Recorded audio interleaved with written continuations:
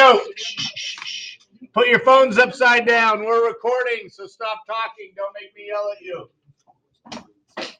Jack. Hey, let's talk about economic growth a little bit. Let me knock this out. Phones should be upside down. I took 5 phones over my first 2 periods because we're doing this project and it's independent time, and they kept looking at phones. So I set a single day record for myself. Yeah, because then they don't get it until Monday. No, I gave them all back because I can't do that. The basic measure of a nation's economic growth rate is the percentage change of GDP over of real GDP when we take out inflation, right? Because inflation can screw it all up over a given period of time. Okay, if the GDP is going up, okay, means the economy is doing better.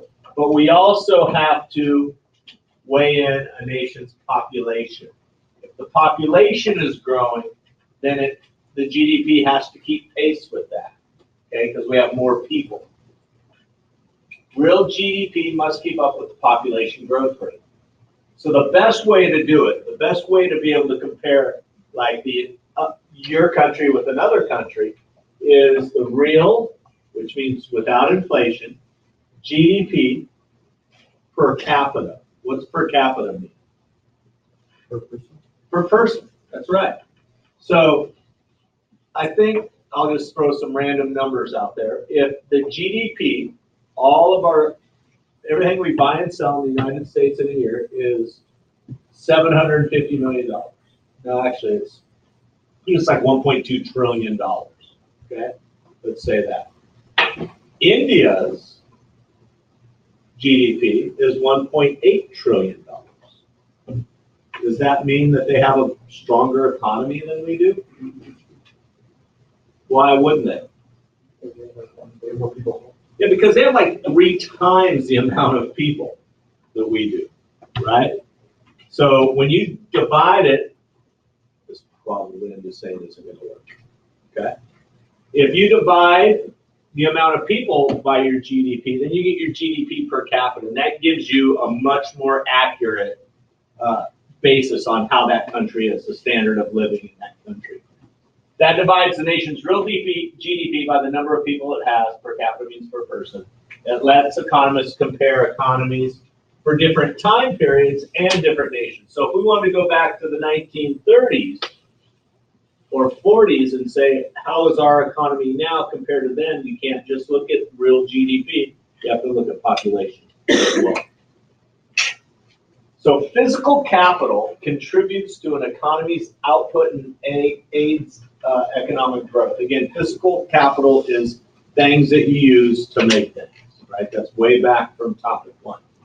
Capital deepening is the process of increasing the amount of capital, such as machinery or tools per worker. It's an important source of modern growth, of economic growth in economies. Increases in human capital. What's human capital? The what? Experience, your knowledge. Knowledge, right? I can't just say I'm a pharmacist, right? I have to get the human capital. I have to get the knowledge and expertise. Human capital also leads to economic growth. Better educated workers can produce more output per hour of work. So how does an economy increase its capital? Through savings and investment. When people save their money, that money doesn't stay at the bank, right?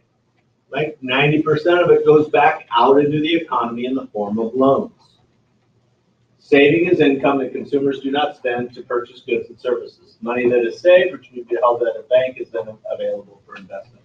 You can put your money in a savings account, a checking account, a money market, a CD, a mutual fund, money market at the bank, which is kind of like a mutual fund. All of that pays you some money. If you put your money in the bank, then they take that money and give it to other people, and they charge more for it than they're giving you. That's how banks make money.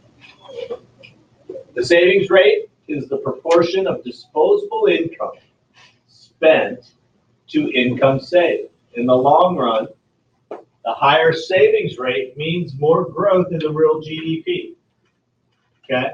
Look at this. This is like 1929 when the savings rate was negative, right? The Great Depression.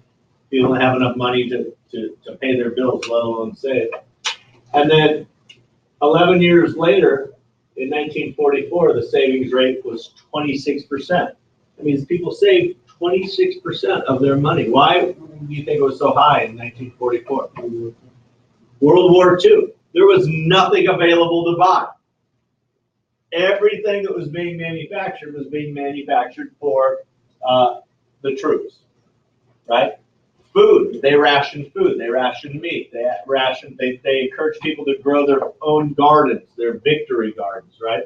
People didn't have anything to spend their money on.